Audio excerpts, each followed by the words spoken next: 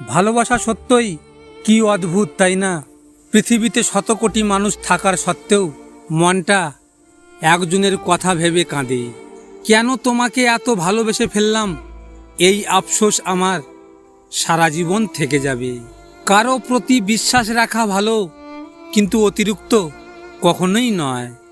শারীরিক কষ্ট সহ্য করা এতটাও কষ্ট নয় যতটা মানসিক কষ্ট সহ্য করা। কথা না বলে থাকতে পারি না বলেই অপেক্ষা করি, কিন্তু আমার অপেক্ষার যে কোনো মূল্য নাই সেটা বুঝেও না বোঝার ভান করে থাকি। জলে না নামলে যেমন সাঁতার শেখা যায় না, ঠিক তেমনি জীবনে খারাপ সময় না আসলে মানুষ চেনা যায় না। সময় সবার ঠিকই পেরিয়ে যায়, মনে থাকে শুধু মানুষের ব্যবহারগুলো। মায়া জিনিসটা অনেক খারাপ, না দেয় ভালো থাকতে, না দেয় ভুলে থাকতে। চেহারার সৌন্দর্য কেবল আয়নায় প্রকাশিত হয়, আর অন্তরের সৌন্দর্য প্রকাশ পায় মানুষের আচরণে। অতি প্রিয়রা কুয়াশার মতো হয়, দেখা যায় কিন্তু ছোঁয়া যায় না।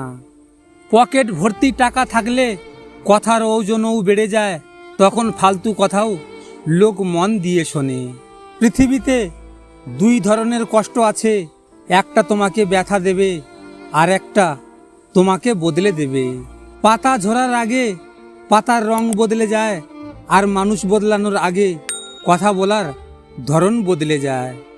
অর্থ মানুষের অবস্থান পরিবর্তন করতে পারলেও স্বভাব পরিবর্তন করতে পারে না।